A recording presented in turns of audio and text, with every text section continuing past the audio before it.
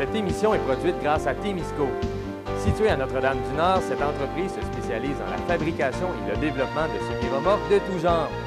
Au fil des années, Témisco a su se démarquer de la concurrence en devenant une référence nord-américaine de premier plan dans la conception spécialisée et innovatrice de semi-remorques. La force de Témisco a toujours été de savoir s'adapter à un marché en mouvement constant. Témisco a choisi de travailler directement avec ses clients et d'être à l'écoute de leurs besoins. Ces dernières réalisations, équipements pour le transport de tours et de pales d'éoliennes, des fardiers conçus pour une charge de 70 tonnes jusqu'à 100 tonnes, des remorques à courroie conçues pour le transport de minerais, pierres, sable, asphalte et autres. Témisco adresse ses remerciements les plus sincères à tous ses collaborateurs. Merci à tous nos employés, merci à tous nos clients, merci à tous nos fournisseurs. Merci à tous ceux et celles qui, de près ou de loin, ont participé au succès de Témisco. Témisco, à la mesure de vos besoins. Cette semaine à Infotémis, la grande guignolée des médias prouve encore la générosité des Témiscamiens. La ville de Ville-Marie lance un nouveau site web. Discussion sur le budget 2019 de la MRCT. Et défaite à domicile pour les Pirates de Ville-Marie.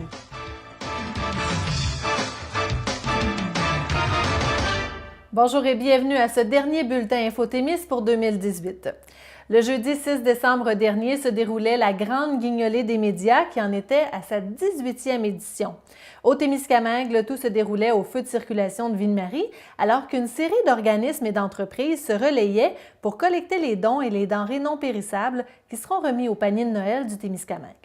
À la fin de la journée, c'est une somme impressionnante de 39 753 $ qui a été recueillie à Ville-Marie et 5 950 $ à Témiscamingue. Ainsi, c'est un total de 287 579 $ qui a été amassé dans tout l'Abitibi-Témiscamingue. Le comité de la grande guignolée des médias du Témiscamingue était composé de Louis Kirouac pour CKVM, Valérie Lalonde pour le journal Le Reflet, Chloé Beaulé-Poitras pour TV Témis, avec la collaboration de Sonia Beauregard du regroupement d'entraide sociale du Témiscamingue. Plusieurs autres organismes sont venus porter main forte tout au long de la journée, dont le comité du Carnaval de Lorrainville, les Chevaliers de Colomb, ainsi que CFR Construction Francis Roy, qui était d'ailleurs le parrain d'honneur de l'événement au Témiscamingue.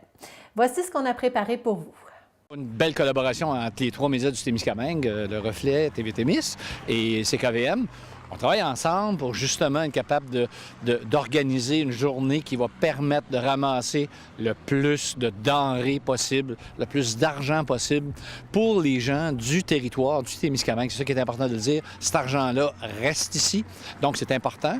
Les besoins sont de plus en plus grands, je pense qu'il faut le dire, il ne faut pas se cacher. Les besoins sont grands et donc je pense que la générosité des gens va avec aussi parce que c'est de plus en plus à chaque année, on voit finalement que la générosité des gens est au rendez-vous. Alors, ça s'organise de cette façon-là, ça s'organise avec des bénévoles qui viennent. Puis là, on voit finalement qu'il y a des groupes qui se joignent cette année, entre autres les duchesses du Carnaval de Lorrainville qui sont venus justement nous prêter main forte. Ils sont venus nous aider. Je peux dire que l'initiative, ça vient d'une duchesse, Stéphanie. Notre duchesse Stéphanie, qui elle aussi a beaucoup de causes qui lui tient en cœur. Et elle a lancé l'appel à tous nos duchesses. Et puis, on a eu la réponse des duchesses qui pouvaient s'y rendre ce matin. Et le comité Carnaval aussi a décidé de s'impliquer avec eux et on en est bien content de tout ça. Parce qu'on sait que pour la cause des paniers de Noël, tout le monde doit avoir à cœur cette cause-là. Il y a des Chevaliers de Colomb aussi qui viennent depuis quelques années et ils prennent le bloc de l'heure du midi. Donc, on sent qu'il y a une solidarité. Et donc, c'est dans cet esprit-là que ça se fait, je pense. Et l'organisation de tout ça se fait là. On a des équipes de 2 et on a bonhomme sur place qui est là pour faire des coucous à tout le monde. Et les gens, je peux dire qu'ils sont très, très, très généreux. Et j'en remercie tout le monde qui prenne à cœur cette cause-là encore une fois. Cette année, on a un parrain d'honneur qui est CFR, Construction Francis Roy, qui est pour la première année, on a un parrain d'honneur. Donc, c'est notre premier parrain officiel. Il va en avoir d'autres. Bien, en fait, les paniers de Noël, c'est une cause qu'on appuie depuis 9-10 ans déjà. À chaque année, on essaie d'innover, on essaie de participer, on y croit beaucoup. On trouve ça important que tout le monde puisse profiter du temps des fêtes dans la joie, dans le bonheur. Puis, bien, je pense que notre contribution a fait que vous avez eu l'idée de nous approcher aussi. Fait qu'on est bien content de l'implication qu'on donne. Je pense qu'avoir un parrain d'honneur, ça permet à des organisations locales de donner aussi un coup de main. Et ils ont du rayonnement aussi dans le territoire. Ça, c'est important. Et je pense qu'à chaque année, on va avoir des entreprises qui ont du rayonnement sur le territoire et qui vont peut-être sensibiliser d'autres entreprises justement au fait que ces gens-là peuvent tous donner. Quoique, on sait que les gens sont très près, les gens sont tissés serrés ici, c'est important, et c'est dans cet esprit-là justement que ça se fait. Mais le parrain d'honneur a cette responsabilité-là, un peu, je dirais, c'est d'être capable justement de sensibiliser l'ensemble des autres entreprises du territoire justement à contribuer puis à donner. Nous, notre horaire de travail termine à 5h30, mais à 3h30, tous nos employés se sont envenus ici, nos employés locaux. Fait qu'on a 27 employés qui sont ici, plus quelques sous-traitants. Fait qu'on a une trentaine de l'équipe là, à être sur la rue aujourd'hui à ramasser vos dons. C'est sûr que nous, les employés sont payés juste leur heure de travail normal. Ça fait partie aussi de notre implication, notre contribution à tout ça. Per capita, on ramasse plus d'argent ici que partout sur le territoire Abitibi-Témiscamingue, finalement, tout ça. Alors, je pense qu'il faut comprendre aussi que les gens ici se connaissent. Les gens sont tous à même de constater que dans leur entourage proche, il y a des gens qui en ont besoin. Donc, je pense que ça éveille le fait que, oui, par solidarité, je donne un coup de main, je peux donner comme ça, mais aussi, je pense qu'ici, on a encore l'esprit de solidarité village, de solidarité qui s'est installé avec les... Puis qui a façonné le Québec un peu partout. Et je pense que maintenant, ici, on le vit encore beaucoup. Puis c'est ça qui c'est précieux, ça. Il faut le garder, il faut le conserver, il faut l'alimenter. Alors ça, c'est précieux. Et je pense que ça contribue au fait qu'on ramasse plus d'argent ici per capita qu'ailleurs. Concrètement, nous, outre d'essayer de brainstormer avec vous, on a mis aux enchères notre loge du Festival Western en contribution avec eux pour les laisser passer. On a challengé nos sous-traitants, nos fournisseurs et nos employés, évidemment, aussi. On a réussi à amasser là, au-delà de 3 000 $ de notre côté qu'on donne dans la cagnotte aussi. Et je pense que spontanément, les gens ici sont généreux, ils s'impliquent de toute façon. Fait que c'est juste de continuer comme ça puis de croire au bonheur de tout le monde à Noël. Là. La Ville de Ville-Marie lance son nouveau site Web et redéfinit ses communications. Lors d'une conférence de presse, la Ville de Ville-Marie a indiqué que le nouveau site Web a été conçu sur le principe de format adaptatif.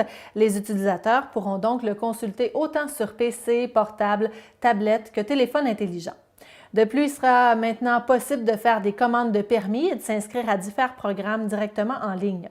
La section « Découvrir » recèle une mine d'or de renseignements pour les nouveaux arrivants en Ville-Mariens, mais aussi pour tous les Témiscaminais. Le site est accessible à l'adresse www.villemarie.org. Aussi, le journal municipal L'Express du Météor est maintenant offert sous forme d'infolettre. La population est invitée à s'y abonner via la page Facebook de la Ville. Avec son nouveau site Web et sa page Facebook qui atteindra bientôt 3 000 abonnés, la Ville de Ville-Marie met la communication citoyenne au cœur de ses priorités. Nous avons rencontré à ce sujet la directrice des loisirs, de la culture, de la vie communautaire et des communications à la Ville de Ville-Marie, Geneviève Boucher, ainsi que le maire, Michel Roy. Je dirais une année de réflexion assez intense, vraiment de peaufiner chaque information qu'on voulait mettre sur le site pour que ça soit vraiment tout ce qu'on peut savoir sur Ville-Marie se retrouve là, autant au niveau municipal, mais aussi de vivre à Ville-Marie, vraiment pour... fait que chaque détail, la façon que l'information est amenée, a été placée dans le site, c'est vraiment facilitant pour ceux qui vont l'utiliser là, ou qui vont le consulter. Ça a été vraiment de mettre beaucoup plus d'informations. L'ancien site était très, très limité. Il y avait même des sections qui n'étaient pas pensées du tout. Fait qu'on c'était... Des fois, on mettait de l'information, mais pas nécessairement où ça allait parce que c'était pas créé. On n'avait pas non plus la gestion du site. Fait qu'à chaque fois qu'on voulait créer une page, qu'on voulait faire quelque chose, il fallait la faire. Là, moi, avec la nouvelle chose, on l'a fait faire, je tiens à le dire, tout le contenu. Le site Web a été fait par une entreprise témiscamienne, je ne sais pas si je peux la nommer.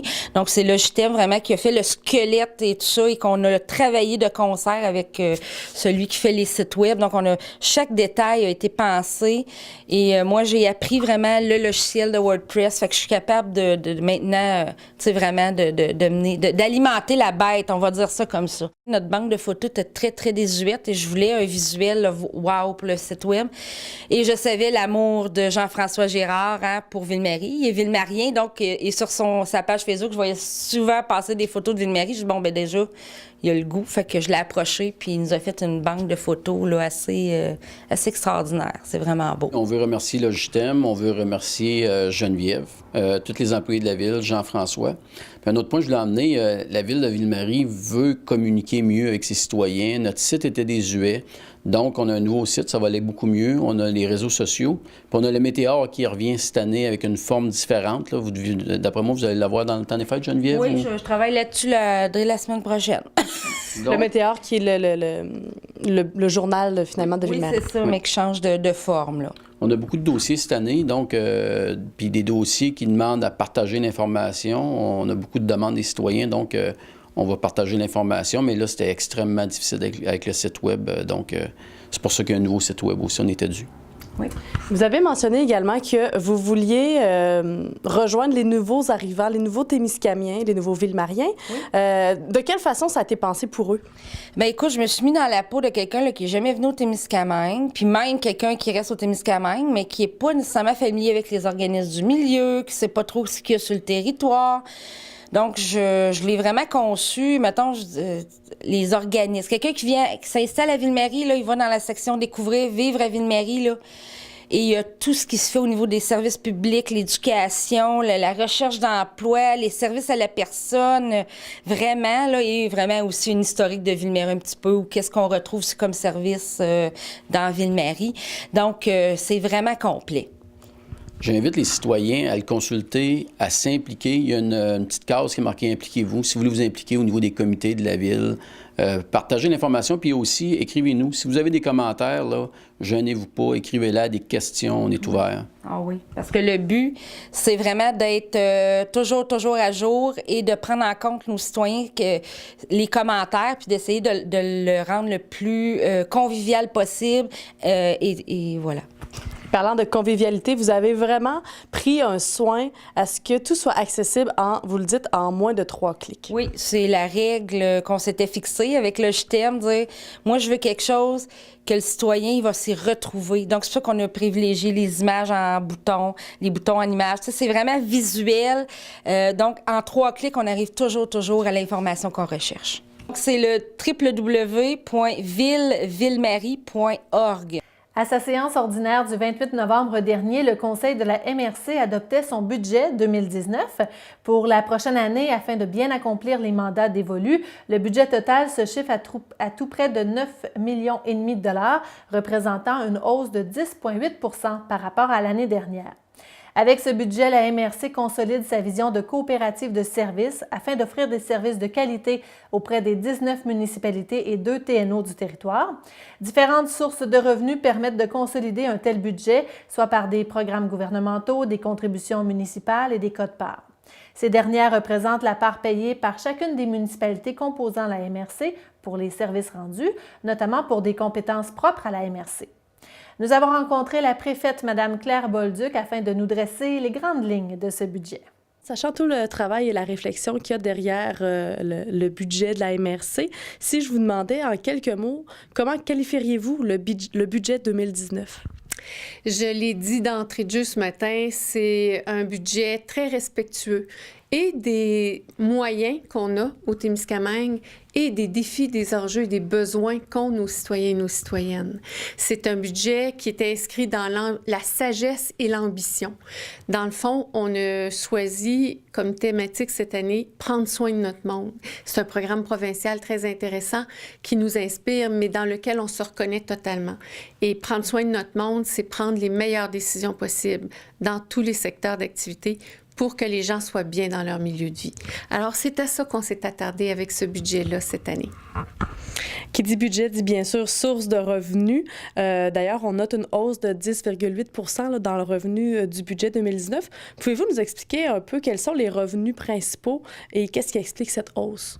En fait, le budget de revenus, c'est un budget de revenus et dépenses. Alors, on calcule ce que ça nous coûtera et on ajuste nos revenus en conséquence. Les revenus sont essentiellement pour 85 % des revenus du fonctionnement de la MRC, qui représente à peu près le 2/3 du budget. Ce sont des revenus qui viennent de sources gouvernementales, qui viennent de différents programmes qui nous sont alloués. Et l'autre, dans ce 2 tiers-là, les municipalités ont une quote-part de 15 %. Ça veut dire que c'est un budget qui représente à peu près 6 400 000. 15 % du 6 400 000 pour le fonctionnement de la MRC vient des quote-parts des municipalités. L'autre portion, l'autre tiers du budget, c'est essentiellement les matières résiduelles. Et les matières résiduelles, là, les municipalités payent la quote-part principale, c'est 63 % de la quote-part qu'elles payent. Et il faut le rappeler, nos matières résiduelles, le tiers du budget de la MRC qui va sur le traitement des matières résiduelles, nos matières résiduelles, c'est notre bac noir qui nous coûte cher. Le bac noir, on y retrouve encore des matières qui pourraient être compostées, on y retrouve beaucoup de matériaux qui pourraient être recyclés, alors que c'est du matériel qu'on envoie être enfoui dans un lieu d'enfouissement technique. Ça nous coûte cher déplacer les matières et ça nous coûte cher les enfouir à la tonne. C'est un coût concret, réel, direct pour les citoyens. Alors, il y a encore du travail à faire de ce côté-là. Dans les autres revenus, bien évidemment, des revenus de programme, je le disais, donc les revenus pour le développement économique, le Fonds de développement des territoires, par exemple, les revenus associés à d'autres types de programmes pour l'amélioration des forêts. Et il y a aussi des revenus que la MRC assume, mais qu'elle répartit dans les municipalités sur des ententes que nous gérons. Par exemple, pour la politique MADA. Par exemple, pour l'embauche de personnes ayant une expertise particulière, ingénieurs, urbanisme. Voilà en quoi le budget de la MRC, 9,4 millions, c'est ce que ça coûte opérer le territoire du Témiscamingue, 19 000 km². C'est en grande partie des sommes qui viennent du gouvernement, mais c'est aussi la poche des citoyens dans notre territoire. Alors, mais même le gouvernement, c'est la poche des citoyens. Alors, il fallait avoir un budget qui respecte nos obligations, qui rencontre les besoins de notre population, mais qui respecte surtout leur capacité de payer. Comme vous l'avez mentionné, les quotes-parts, c'est une part importante du budget. En fait, ça représente un tiers du budget, si je ne me trompe pas. Pouvez-vous nous expliquer un peu de quelle façon sont calculées les quotes-parts? Mais en fait, à partir des dépenses, il y a, on l'a dit, dans le fonctionnement, il y a 85 % du fonctionnement qui est assumé par les enveloppes globales, les enveloppes générales, donc les aides gouvernementales et tout. Et il y a 15 % qui font partie de la quote-part payée par chaque municipalité. Quand on regarde les matières résiduelles, c'est l'inverse. Nos matières résiduelles, c'est le tiers du budget. Il y a 37 % de ce budget-là qui vient de revenus autonomes générés, par exemple, par tout ce qu'on envoie au recyclage. Mais la facture réelle est alors autour de 60, un peu moins de 65 %. Et là, elle est divisée entre les différentes municipalités. Et ça, c'est nouveau là, cette année. Vous avez changé votre façon de considérer les matières résiduelles dans les quotes-parts parce que, justement, certaines municipalités vont coûter plus cher que d'autres à ce niveau-là. Donc ça influence la quote-part. En fait, la façon, c'est le calcul global reste le même. C'est environ 65 % payé par les municipalités, 35 % de revenus autonomes, plus ou moins 1 ou 2 % là. Mais sur ce qu'on facture à chacune des municipalités cette année, ça change parce qu'on va aller vers le coût réel par municipalité. On est capable de savoir ce qu'envoie au centre, à l'éco-centre, chacune des municipalités, ce que chaque collecte représente, et on facture la valeur réelle aux municipalités dès cette année.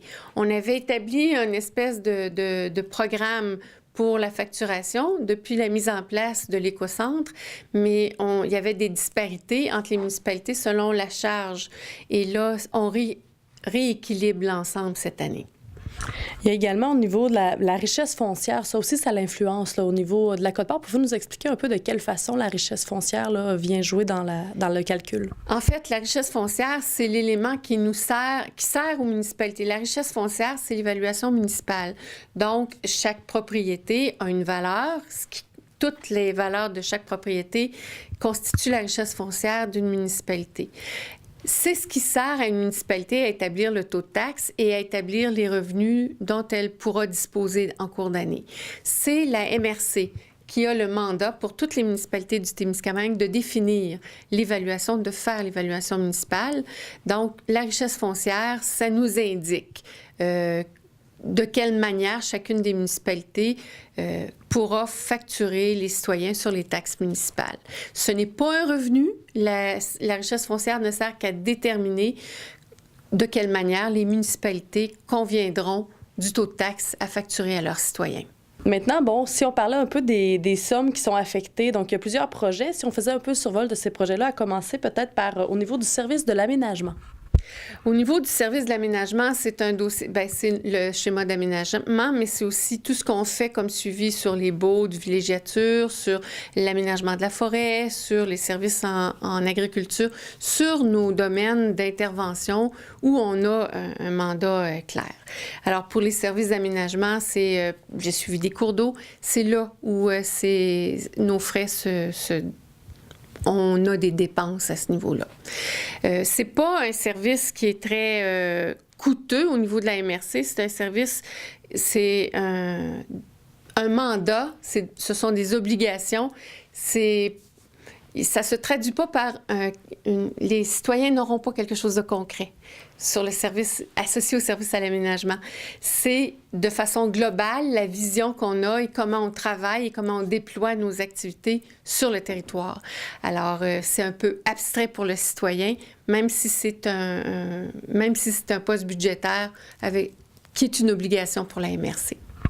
Maintenant, au niveau du service de sécurité publique aussi, là, il y a des sommes qui sont allouées. Bien, sécurité publique, c'est le soutien qu'on va apporter, par exemple, au service incendie. C'est le travail qu'on fait avec la Sûreté du Québec, parce que la Sûreté du Québec a un territoire de présence et chaque territoire de MRC a la Sûreté du Québec. Donc, ce sont ces éléments-là qui nous amènent, qui se constituent. Et ça se traduit par un service de sécurité directe aux citoyens, autant en sécurité incendie qu'en sécurité publique. Et ça se traduit également par des coûts. Mais il y a également au niveau du développement économique, ça, je pense que c'est quand même assez important là, pour la MRC. Ça se divise en trois fonds, si on veut, à commencer par la Société de développement du Témiscamingue. En fait, quand le gouvernement a aboli les centres locaux de développement, le CLD faisait partie de la Société de développement du Témiscamingue. Et à l'époque, la MRC a considéré que c'était important de maintenir l'accès pour les entreprises et les entrepreneurs à un guichet unique de services. Donc, à chaque année, et ce sont les MRC, rappelons que ce sont les MRC qui ont le mandat de développement économique avec l'ancien pacte fiscal ou les anciennes ententes financières et fiscales municipales qui venaient avec le gouvernement. Considérant ça, la MRC, ici, on a choisi de maintenir la Société de développement du Témiscamingue, de maintenir les services actifs. Donc, dans les enveloppes que reçoit la MRC pour assurer son travail au niveau du soutien au développement économique, on a choisi de verser un montant qui est quand même consistant, de 250 000 $ pour soutenir les activités de la Société de développement du Témiscamingue. On rappelle que notre objectif, c'est de maintenir l'expertise en place et d'assurer aux entrepreneurs et aux entreprises un guichet unique. Dans le deuxième volet, le fonds, on a le Fonds de développement des territoires, où là, ce sont tous les projets qu'on déploie sur le territoire, les sommes qui nous sont disponibles pour déployer et assurer le maintien de projets particuliers, d'initiatives locales, d'organismes, de partenaires, de municipalités. Et ce sont des sommes qui contribuent à l'amélioration des milieux de vie, au développement économique et au développement d'activités autres qu'économiques également. C'est un fonds de développement des territoires. Maintenant, la MRC a décidé d'aller piger dans un fonds de réserve afin d'investir dans le parc informatique. Pouvez-vous un peu nous dire un peu en quoi ça consiste, ce projet-là? C'est l'amortissement. À chaque année, on le calcule. C'est pas nécessairement une dépense directe, mais on doit le calculer. Et cet amortissement-là, nous, on le prévoit dans les enveloppes budgétaires et on le met de côté.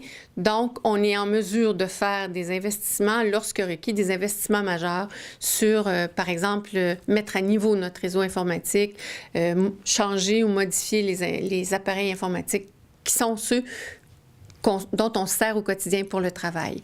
Alors, mais il faut le prévoir, on le prévoit chaque année et il y a une réserve pour faire cette amélioration-là au moment où c'est requis. Évidemment, si on ne le prévoyait pas, on aurait à toutes les années une grosse dépense les 5 ans, pas toutes les années, mais mettons aux 4-5 ans, on aurait une grosse dépense informatique. Nous, on préfère le prévoir et on le constitue dans un fonds. Et ce fonds-là est sollicité au moment où on investit. Donc, il n'y a pas le gros montant ne constitue pas une dépense concrète, ça a été prévu avant. Faut préciser aussi que là, c'est pas seulement au niveau du fonctionnement de la MRC que le parc informatique va être renouvelé, si on veut, mais au niveau de la large bande qui touche toutes les municipalités. Tout à fait. C'est aussi la large bande. C'est un service regroupé. C'est un service qui vient avec la MRC pour toutes les municipalités. C'est aussi le serveur qui va nous servir à conserver toutes les données des municipalités, plutôt que chaque municipalité se dote d'un serveur de réserve et d'une capacité d'entreposer ces données et c'est des frais. On va avoir ça centralisé. Donc, ça nous permet d'offrir un service à nos... On parle de coopérative de services, ça nous permet d'offrir ce genre de service-là, ce genre de facilité-là à l'ensemble des municipalités à des coûts moindres que si chaque municipalité avait à le faire elle-même. Maintenant, dans les grands projets de 2019, il y a une somme qui est réservée pour la réalisation de l'incinérateur. Alors, qu'est-ce qu'on peut dire qu'en 2019, on verra l'incinérateur voir le jour? Je ne peux pas dire si on verra l'incinérateur voir le jour. Dans le budget, depuis plusieurs années, ces sommes-là sont réservées. On est en démarche pour on a fait toutes les étapes. Jusqu'à maintenant, quand on envoyait un appel d'offres, on ne recevait pas de soumission compatible avec l'appel d'offres qu'on avait fait. On ne recevait pas de soumission qui rencontrait les besoins qu'on avait affichés. Et les 2 derniers appels d'offres n'ont reçu aucune soumission. Alors, il fallait faire ces étapes-là avant d'obtenir de l'autorisation du ministère des Affaires municipales et de l'Habitation de pouvoir traiter de gré à gré avec une entreprise pour nous fournir l'équipement dont on a besoin. Alors, on est en démarche. Est-ce que c'est en 2019 qu'on verra l'inséminateur être installé et être opérationnel? Je ne sais pas, mais on est en démarche là-dessus et on n'a pas de... C'est pas nous qui avons le contrôle sur la longueur des démarches. Par contre, à partir du moment où on a l'autorisation et on peut entrer en discussion avec le fournisseur, là, c'est nous qui prenons le contrôle de l'agenda. Et à partir du moment où on aura cette donnée-là, on pourra vous dire à quelle date on aura un incinérateur fonctionnel. Et peut-être juste rappeler pourquoi l'incinérateur aura une incidence majeure sur le budget, justement. 1 million. Ça nous coûte plus d'1 million de transporter tout ce qu'on retrouve dans le bac noir jusqu'à Rouen. Ça nous coûte plus d'1 million juste les transporter, en plus de ce que ça nous coûte pour les enfouir là-bas. Alors, un incinérateur qui est ici sur place, on prend les déchets directement là où on les a récupérés. On n'est pas obligé de refaire du transport et on brûle les matières non récupérables directement ici sur place. Un incinérateur brûle à très haute température, donc les résidus sont des cendres, essentiellement des cendres, qui peuvent être utilisées de différentes manières, mais ça ne génère que des cendres, de la chaleur évidemment et des cendres. Et on cherche à sauver des sous sur le transport, des gaz à effet de serre sur le transport, et un peu d'efficacité. Je rappelle que le bac noir nous coûte cher et c'est un enjeu de société. Maintenant, vous avez profité au moment d'annoncer votre budget 2019, vous en avez profité pour souligner un peu les grandes priorités de 2019 qui ne sont pas nécessairement associées au budget directement, mais qui feront partie, disons, un peu de votre plan d'action, si on veut. Mais en fait, les grandes priorités, elles sont associées au budget. Mais on n'identifie pas les postes budgétaires selon les priorités qu'on a. Si on parle, par exemple, du poste budgétaire développement économique, bien, quand on parle de connectivité, d'Internet haute vitesse performant ou même de téléphonie, c'est une grande priorité. C'est du développement économique, c'est aussi du développement de milieu, c'est de la sécurité pour les personnes. Alors, ça ne se définit pas dans un seul poste budgétaire, mais c'est une priorité de la MRC. Et quand on travaille dans ces dossiers-là, on sait qu'on aura des investissements à faire, quelquefois importants, quelquefois moins importants. La connectivité, sous toutes ses formes, c'est une grande priorité. Si je mentionne une deuxième priorité, c'est tout ce qui concerne les mini-centrales hydroélectriques. Il y a une importance l'énergie qu'on met là-dedans. Il y a l'énergie qu'on ira en chercher, bien sûr, mais il y a une importance à ces dossiers-là parce que ça permettrait de donner des moyens propres, des revenus propres à la MRC. On ne serait plus en attente de subventions gouvernementales, de programmes gouvernementaux. On aurait des budgets propres pour certains de nos projets, pour certains des enjeux, pour certaines de nos décisions ou de nos choix. On aurait des moyens qui nous sont propres pour les organiser. Alors, Onimiki, même la régionale, ce sont des projets de mini-centrales hydroélectriques qui nous donneraient des moyens propres et on met tout en œuvre pour obtenir les droits hydriques d'Onimiki en ce moment, justement parce qu'on veut lancer le projet et on a besoin de ces projets-là pour nous donner des moyens propres. C'est des projets qui sont inscrits dans la planification stratégique, alors, et on l'a rappelé lors de la dernière rencontre du GAM, c'est important ces projets-là, mais c'est la planification stratégique, c'est une planification territoriale. Si, comme élus, si la MRC et les municipalités s'y investissent pas, c'est une bien belle planification qui risque de ne pas voir autant de réalisations qu'elle devrait. Alors, l'importance que ça a pour le conseil de la MRC, pour tous les membres du conseil, c'est majeur. Quand on regarde aussi les services de proximité, qu'on voit s'éteindre un peu partout dans nos villages, ça peut être, on a vu les fermetures de comptoirs des jardins, mais ça peut être aussi l'épicerie. C'est un ensemble de services qui rendent la vie agréable dans une communauté. Et on a besoin de réfléchir à l'organisation de ces services-là, que ce soit l'école, que ce soit des jardins, que ce soit l'épicerie, que ce soit le centre, le restaurant, que ce soit le dépanneur, que ce soit la quincaillerie. Ce sont des services qui rendent la vie confortable et agréable dans chacune de nos communautés. Et je nous invite à réfléchir non plus en termes de services de proximité, mais en termes de proximité de services. À partir du moment où tu as une population donnée dans une communauté donnée, dans un lieu donné, dans quel panier de services, quels sont les services qu'on doit retrouver de façon non équivoque dans cette communauté-là. Et c'est en ce sens-là qu'on y réfléchit en ce moment à la MRC. Les services de proximité, c'est aussi les services de loisirs. Alors, la piscine, il y en a été beaucoup question dans les dernières semaines pour la MRC, mais aussi pour la municipalité et la ville de Ville-Marie. Quand on réfléchit à ce genre d'infrastructure-là, d'équipement-là, au centre du territoire, bien, ça fait partie de la qualité de vie. Ça fait partie de la nature attractive du territoire. Ça fait partie des services qui ne sont pas nécessairement dans chaque communauté, mais dont toutes les communautés peuvent bénéficier. Ça fait partie de ce qui va attirer et retenir des professionnels. Ça fait partie de ce qui peut permettre la diversité des activités sportives. C'est un élément de santé. Alors, services pour les citoyens, services de proximité, infrastructures de loisirs. Et on a aussi une préoccupation sur les soins de santé. Les soins de santé, on n'a pas beaucoup à dire sur l'organisation des soins de santé, mais on a beaucoup à faire dans faciliter les milieux de vie de qualité qui aident à la santé des gens, la santé et la sécurité des personnes. Et on continue de demander qu'il y ait une gouvernance locale dans nos 2 hôpitaux ici sur le territoire, alors qu'on récupère ce droit de gouvernance-là.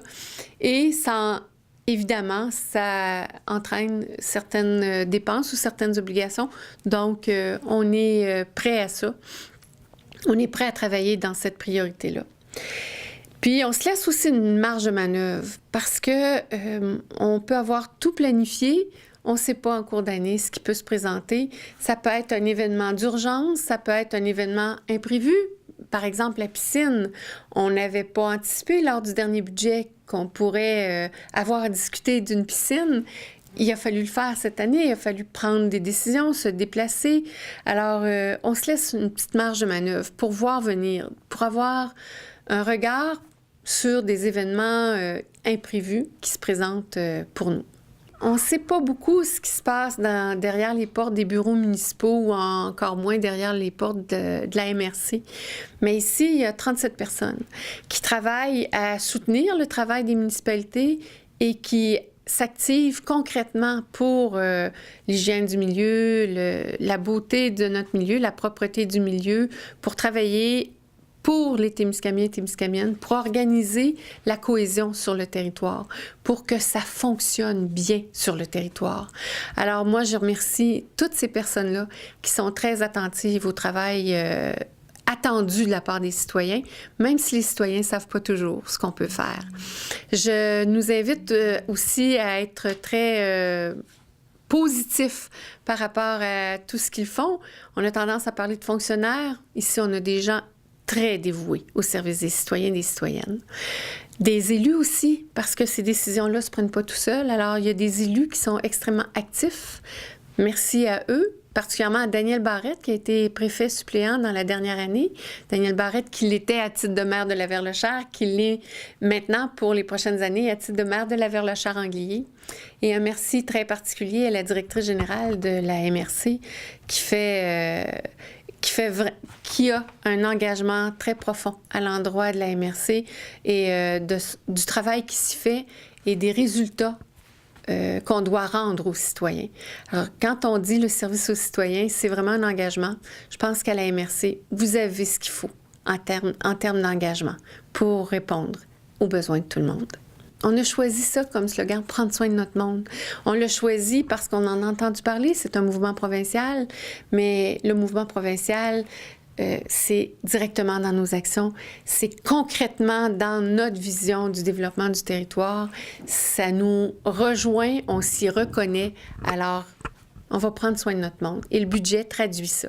C'est un budget ambitieux, mais sage pour bien prendre soin de notre monde. Et on va le faire résolument. Les Pirates de Ville-Marie ont subi la défaite lors de leur plus récente sortie à l'Arena Frère-Arthur Bergeron, un revers de 6-5 contre les Knights de Meaford. Une défaite crève-cœur alors que l'adversaire a inscrit le but gagnant avec 11 secondes à faire au troisième engagement. Les Pirates se sont repris quand même de belle façon dès le lendemain, récoltant une victoire de 4-1 devant les Sharpshooters d'Ottawa. Le résumé de Francis Prudhomme. Ce reportage vous est présenté par Desjardins, fier de contribuer à la fougue du hockey au Témiscamingue. Les partisans réunis à l'Arena Frère-Arthur Bergeron le 8 décembre dernier auraient sans doute souhaité un dénouement plus heureux, alors que les Pirates ont subi la défaite dans les derniers instants du match. Il s'agissait du premier match comme entraîneur-chef dans la GMHL pour le Témiscamien Marc-André Caron, qui remplaçait Alain Mercier, qui est sous le coup d'une suspension. C'est sûr que au niveau, là, c'est une plus grosse responsabilité. Alain n'était pas là, donc à la place de juste regarder certains changements, ces choses-là, faire des correctifs, là, c'était de driver tout le banc, mais j'avais quand même fait ça là, les 3 dernières saisons avec le midget 2B, donc c'était quand même correct là, au niveau là, de la charge de travail. Je pense que ça a quand même bien été. En première période, du jeu décousu et des passes imprécises dictent l'allure du match. Un premier but est marqué contre les Pirates, alors que la rondelle dévie sur un joueur des Pirates avant d'entrer dans le filet. Les Pirates jouent à nouveau de malchance sur le deuxième but des Knights. Ville-Marie s'inscrit enfin à la marque avec moins de 4 minutes à faire au premier engagement. Un but de Sonny Boire qui réveille la foule. Moi, quand même un bon bagage de hockey autant à la défense qu'à l'attaque. Fait que j'ai une bonne confiance et une bonne vision du jeu. Fait que c'est assez facile de remplacer un bon pilier comme Villan à la défense. Quand je compte des pogos de même, sérieusement, là, ça me gêne pas d'en glisser une coupe d'abonne là, puis de shaker l'autre équipe. Là, puis, c'est pas tout à fait facile de battre 2 équipes. Autant c'est calls qui étaient mérités, autant que ces calls étaient vraiment pas mérités, puis que ça a pu changer l'allure de la game. C'était une grosse game de punition, puis ça a pu faire la différence là, en pogner moins, puis d'avoir des meilleurs calls dans notre bord en temps. Les Pirates tirent de l'arrière 2-1 après 20 minutes. En deuxième, le gardien Zachary Thériault garde les siens dans le match. Il est solide devant une échappée de Meaford. Sur la séquence suivante, les Pirates créent l'égalité sur le but d'Arnaud Chauny. Je dois ça à mes compagnons de trio. Bois-Ligmont et Boivin, ils font de l'excellent job. On aime ça jouer ensemble, puis j'espère que ça va continuer de plus belle. Il a malheureusement 2 mauvais buts en première période. C'est revenu très fort en deuxième et troisième période. Vous auriez sûrement mérité un meilleur sort que cette défaite-là avec 10 secondes à faire. Oui, c'est ça. On est peut-être un peu été malchanceux. On manquait un peu d'opportunisme. Mais ça va, on essaye de régler ça en pratique. Il nous manque un peu de pratique aussi, puis on va travailler plus fort les prochains coups. Les Knights marquent un troisième but, puis une mise en échec percutante sur Christophe Beaulieu-Guimont met le feu aux poudres. Une escarmouche éclate et les gants tombent entre Alan Villan et un joueur de Meaford.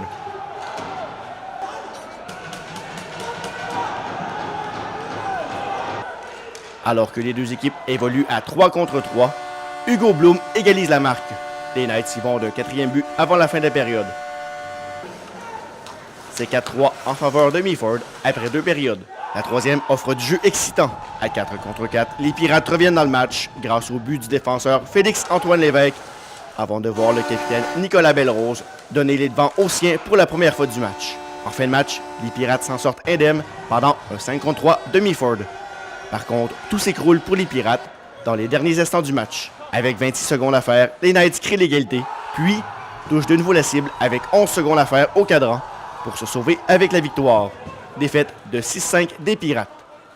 Le lendemain, les Pirates étaient du côté d'Ottawa pour y affronter les Sharpshooters. Ils ont récolté une victoire convaincante de 4-1. Je pense que dernièrement, c'est ça qui est plate un peu pour nous autres, c'est qu'à chaque fois, on fait des erreurs ou autre, ou des fois, c'est comme l'autre fois contre West Nipissing, à chaque fois qu'on fait une petite erreur, on dirait qu'on paye le prix pour ça.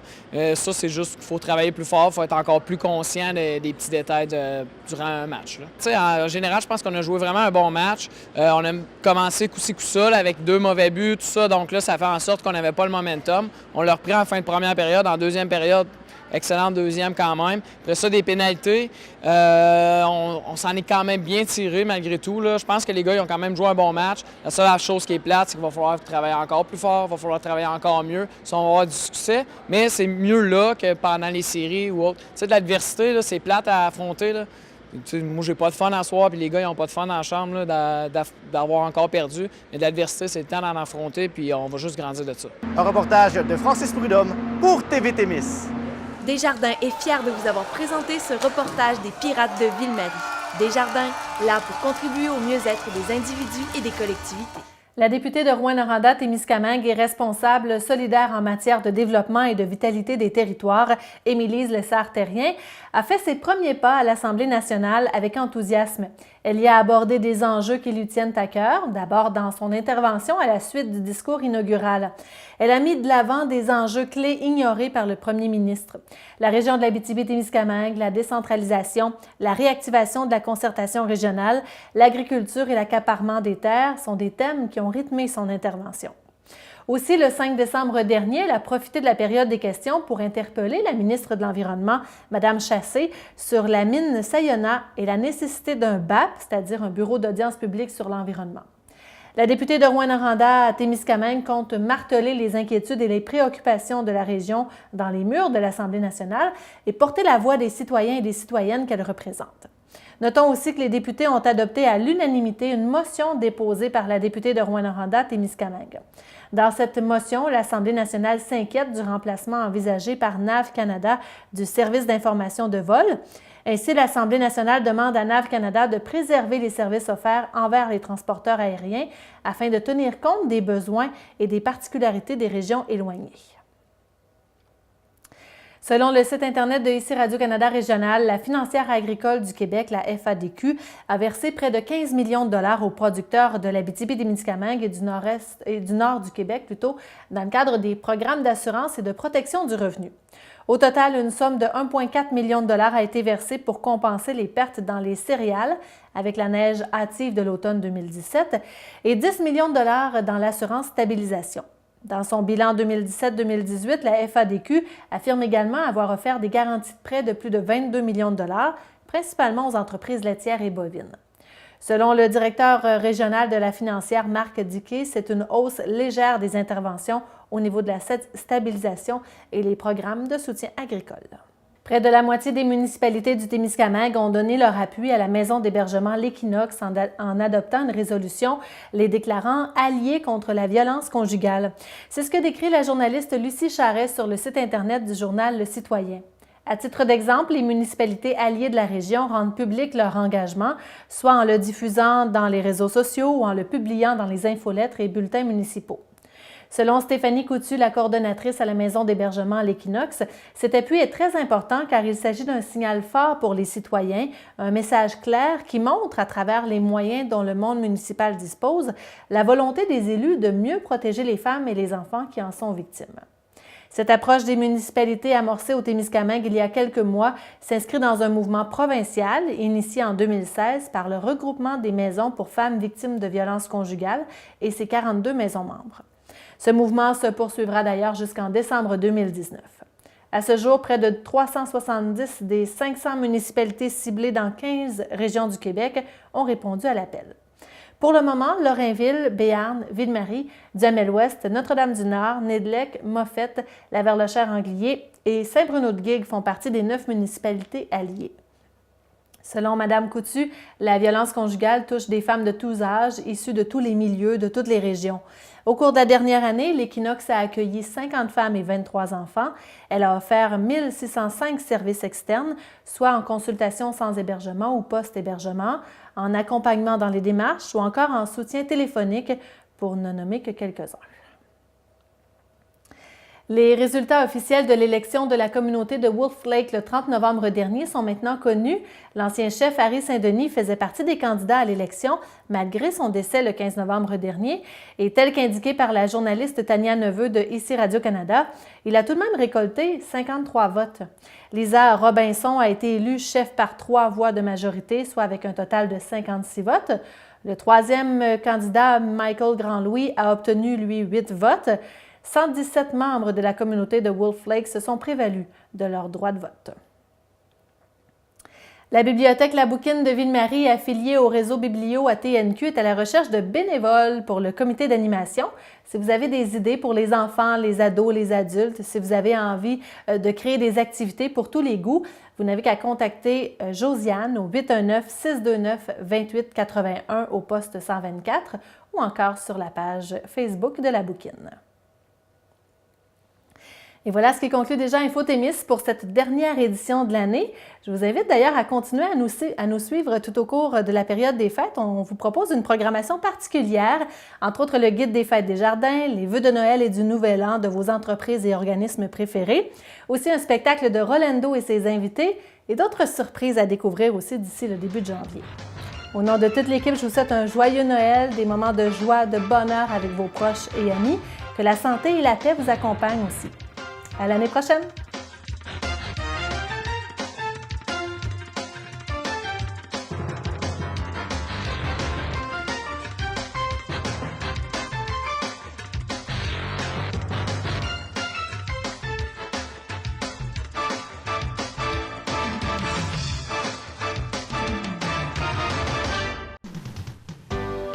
Cette émission est produite grâce à Témisco. Située à Notre-Dame-du-Nord, cette entreprise se spécialise dans la fabrication et le développement de semi-remorques de tout genre. Au fil des années, Témisco a su se démarquer de la concurrence en devenant une référence nord-américaine de premier plan dans la conception spécialisée et innovatrice de semi-remorques. La force de Témisco a toujours été de savoir s'adapter à un marché en mouvement constant. Témisco a choisi de travailler directement avec ses clients et d'être à l'écoute de leurs besoins. Ces dernières réalisations, équipements pour le transport de tours et de pales d'éoliennes, des fardiers conçus pour une charge de 70 tonnes jusqu'à 100 tonnes, des remorques à courroie conçues pour le transport de minerais, pierres, sable, asphalte et autres. Témisco adresse ses remerciements les plus sincères à tous ses collaborateurs. Merci à tous nos employés, merci à tous nos clients, merci à tous nos fournisseurs. Merci à tous ceux et celles qui, de près ou de loin, ont participé au succès de Témisco. Témisco, à la mesure de vos besoins. Exactement 8h31 minutes. Information sur la scène régionale ce matin. De Worky, voici vos informations. Aujourd'hui, après près de 14 ans de loyaux services, Daniel Sirois tire sa révérence à titre de journaliste de CKVM. Il part vers une retraite bien méritée. Homme de décompte, Daniel comptait les jours avant de faire son entrée à CKVM en janvier 2005. Un mois plus tard, soit en février 2005, il amorçait déjà son décompte vers la retraite. Maintenant, il amorcera 3 nouveaux décomptes. Celui le séparant de son premier chèque de pension de vieillesse, puis ce sera celui qu'il séparera de son entrée au CHSLD. Et enfin, le dernier mais non le moindre, gracieuseté de la rigueur budgétaire, ce sera le décompte qu'il fera entre chaque bain hebdomadaire auquel il aura droit une fois par mois, une fois rendu au foyer. Toujours convaincu de vouloir partir à la retraite, Daniel? Plus sérieusement, que la santé t'accompagne, Daniel, que tu puisses en profiter le plus longtemps possible. Et je vais te laisser maintenant reprendre non, mais là, je pense que là, il a perdu le contrôle un peu, là. Oui, parce que là, il y a Annie qui est là, Louis qui est roi, Stéphane, de toute la gang qui sont ici. Approche-toi, Louis. On a un bulletin de nouvelles de dernière minute. Ben oui. Et c'est important. CKVM annonce une importante pénurie d'eau dans ses locaux à compter du 10 novembre. Et ce, en raison du départ de notre porteur d'eau qui a décidé de prendre sa retraite. La direction, le personnel de CKVM se demande encore à quelle source ils pourront bien s'abreuver. CKVM s'inquiète aussi du fait que ce départ occasionnera également une pénurie de suggestions de recettes pour les repas des employés.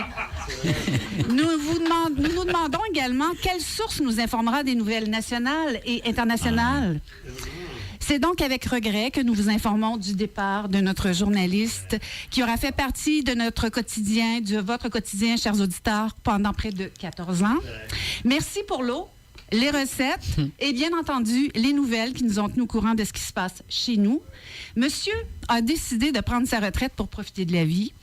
Et ce, à la veille de son anniversaire. Ben oui, en plus. Nous lui souhaitons beaucoup de bonheur et un joyeux anniversaire, la santé et de douces folies. Oui. Yeah, merci Annie. Merci. Bon, oui, Louis? On y va en rafale? Ah ouais donc, Louis. Ben, on y va en rafale, voilà. Ben, écoute, Stéphane? c'est ça. On a pris le contrôle de ton Stéphane, bulletin. Julie, whatever. On a pris le contrôle de ton bulletin. Alors, Daniel, oublie ça, là. Bon, c'est ça. Alors, voilà. Donc, après plus de 13 années au service de l'information de CKVM, Daniel Sirois quitte pour sa retraite. Il est donc important de se rappeler les principales règles à respecter lorsqu'on est à la retraite. Oui. Premièrement, on se dit, il y a un vieux dicton qui dit que le travail, c'est la santé. Alors, on laisse ça. Oui, ça aussi. Le travail, c'est la santé, alors on laisse ça aux malades. Oui. Bon, on commence par ça. Ben. Quand on sent le désir de travailler, on s'assoit puis ça part. Ça va finir par passer, c'est ça. Personne n'est mort en se reposant, mais on peut se blesser en travaillant. Il y a ça aussi. C'est un peu ma devise. C'est un peu ta devise. Pourquoi faire aujourd'hui ce que quelqu'un d'autre peut faire demain? Ah, là, tu commences à me sortir de belles choses. Tu peux partir avec la feuille aussi, si tu veux. Tu garderas ça, tu mettras ça sur le frigo. Oui, ça va être un peu mon chemin pour les prochaines années. On dit que le travail, c'est sacré. Alors, on n'y touche pas. Oui, c'est ça. Et je déteste sacré. Ouais.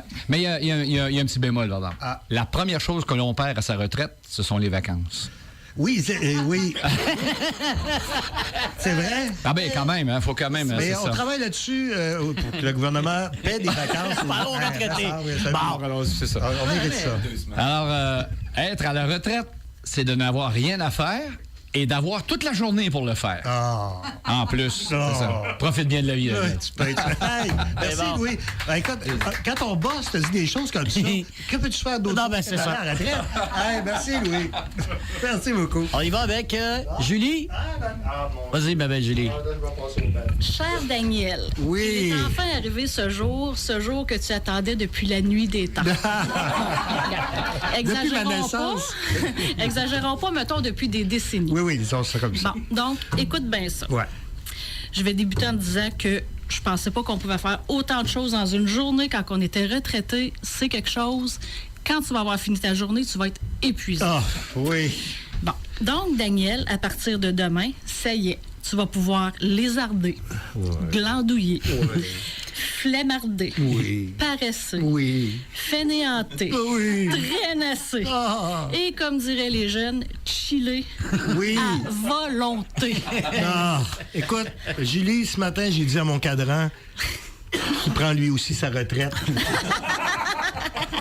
que je regarderai la poussière s'accumuler dessus avec joie au cours des prochaines années. Mais oublie pas que toute l'équipe, on va t'attendre. Oui. Une fois par semaine. Je sais pas. Non, pas une fois par semaine, parce que je voudrais surtout pas te donner le goût de revenir travailler. Non. Sachant comment tu vas t'ennuyer de nous autres. Oui, ça c'est vrai. Ça, oui. Donc, on va dire une fois par mois. On va t'attendre une fois par mois et devine pourquoi? Je sais pourquoi. Pourquoi? Ça n'a pas rapport avec quelque chose qui est tranché? Oui, une bonne dégustation de pain. Oui, je vais aller dans les traces de mon patron et faire moi-même mon pain. Son pain au four. Oui, exactement. Non, c'est vrai. Écoute, le patron fait même des baguettes. Et ça, je ne suis pas encore rendu là, mais éventuellement, je veux y arriver. Mais là, on va commencer par faire du pain. Avec Daniel. Profite bien de tes journées. Merci beaucoup, Julie. Merci, Julie. Et c'est vrai que ce qui va me manquer le plus, c'est vraiment l'équipe, parce qu'on avait tellement de fun, mais à un moment donné, là, Ça va faire le fun, là. Ben, c'est ça. Faut travailler, là. Des fois, il faut travailler. Stéphane? J'ai rien préparé, moi, Daniel. Absolument rien. Ben, il est égal à lui-même, Stéphane. Mais je m'attendais pas à moi. Non, tantôt, j'ai un petit quelque chose pour toi. Je pense que tu participes à l'émission avec Annie. J'ai préparé un petit quelque chose là. Mais pour l'instant, moi, c'est ton bureau. Qui va me manquer. Même moi, j'ai fait le ménage, il est tellement propre, je ne me reconnais plus. Ben exactement. Qu'est-ce qu'il y a un bureau? Ben oui, on a découvert en dessous des papiers qu'il y avait enfin un bureau. Il y avait un bureau. Ah bon, OK. Ça va nous manquer. Mais non, mais tantôt, d'ailleurs, j'ai un petit quelque chose pour toi. Puis, OK, parfait. Tu vas bien servir. Julie Scrive? Quelque chose qui se boit ou? Bon, oui, les deux. Ça se mange, ça se boit.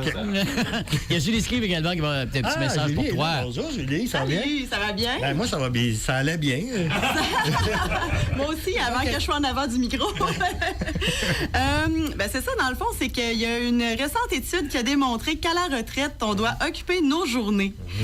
Comme par exemple, faire du bénévolat, bouger, bricoler, apprendre des nouvelles langues. Ah, bricoler, ça, je pourrais pas me retenir, moi, c'est sûr. Moi, j'ai trouvé pour toi l'activité idéale. Bon, oui, shoot-moi ça. Venez regarder mes 3 enfants. Ah, ben oui. Quelle bonne idée. C'est super. J'avais justement besoin d'une gardienne. Écoute, ça tombe tellement bien. Calimero est à côté de chez nous. Il y a quelque part. Hein? Ben voilà, on va faire des amis. Il y a plein de jeux l'autre bord. Hey, merci, Julie. Merci, Julie. Et on va repenser à ça pour les enfants. Là, j'ai reçu un communiqué, mais c'est plutôt dans le style Poisson d'avril. Ah, OK. Alors, par voie de communiqué, il y a Minor League Baseball qui annonce que si les Expos sont de retour à Montréal, il y aura un club-école à Lorrainville. Ah! Alors, cette décision a été prise à la suite du succès du championnat provincial qui s'est déroulé chez nous l'été dernier. C'est un message de notre ami Tigui Champoux. Ah, ben oui, bon, oui. Voilà. Et en parlant de message, j'en ai eu un très beau ce matin de Serge Côté, le directeur général de la municipalité de Saint-Bruno-de-Guay. Et puis, je tiens à le remercier. C'était très gentil ce qu'il m'a envoyé comme message. Oui. Alors, on va en profiter. Moi, j'en ai un que je veux que tu lises toi-même. C'est un message de sport expressément pour toi. Fait que vas-y. Il y aura inauguration d'un terrain de frisbee le printemps prochain. Relis ça comme faux, là. Oui, il y aura inauguration d'un terrain professionnel de frisbee le printemps prochain au 1063 Terrasse des Sources à Jamel-Ouest. Et il y a des travaux qui ont été effectués et le nom a été choisi. Il s'agira du terrain de frisbee à mon oncle. Rien de mieux qu'un bon match de frisbee pour garder la forme et le sourire. Et c'est le secret de notre jouvence. Je pense que oui. Hein? Moi, ce qui va me manquer, Daniel, c'est surtout nos fous rires en ondes, évidemment. Puis, dont les auditeurs ont profité quelques fois. Des fois, mais des fois, on est obligé de les fermer. Parce que toi qui étais pris devant le micro essayer de faire les sports. Puis surtout ta grande connaissance de la politique, de l'histoire. T'amenais beaucoup d'eau au moulin. Non, mais c'est vrai, c'est sérieux. Fait que ça va manquer un petit peu le matin. Ouais, mais écoute, moi c'est drôle que tu dises ça parce que c'était un des éléments que je voulais amener, les fous rires qu'on a pognés ici. Ça n'a pas de bon sens. Entre autres, avec Michel Sabourin, on a eu plusieurs complices, M. Etier, à plusieurs reprises. Mais ça, écoute, c'est ça qui faisait le bonheur de travailler ici, c'est que on faisait notre travail professionnellement et sérieusement, mais on ne s'empêchait pas d'avoir du fun. Non, puis on ne sait jamais ce qui peut se passer dans une journée, parce qu'on n'a pas tout le temps la même routine. Là. Ouais. Mais le fait aussi qu'on soit amis en dehors... ça aide un petit peu. Ben oui.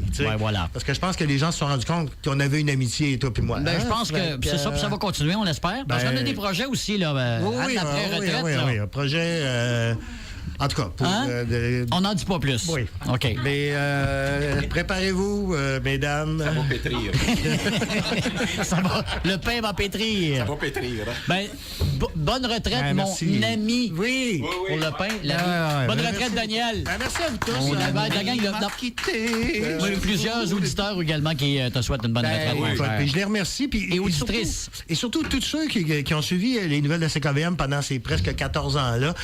Évidemment, ceux qui ont apprécié mon travail, merci de m'avoir suivi. Les autres, bonnes vacances. Et écoute, je pense que ça a été la plus belle chose qui m'est arrivée parce que après l'expérience de Télé-VM, on s'est retrouvé un peu dans un vide. Stéphane aussi travaillait à Télé-VM. Là, j'ai ça. Et quand je suis arrivé ici, comme remplaçant au début, et puis que pouf, l'information m'est tombée dessus. Écoute, c'est la plus belle chose qui ne peut pas m'arriver. J'ai passé des années extraordinaires ici. On a eu bien du fun, en tout cas, pour dire quelque chose. Et là, on a eu bien de choses, puis il y a eu, on a eu des moments plus difficiles. Des moments où... Parce qu'une station de radio indépendante au Québec, on est une poignée, on est peut-être 4-5 survivantes. Et malgré tout ce qui a pu se produire, on a réussi à survivre. Pourquoi? Parce qu'on a travaillé fort, puis parce que les auditeurs nous ont suivis. Et ça, c'est important. Puis merci d'avoir été là pendant toutes ces années-là. Merci beaucoup, Daniel.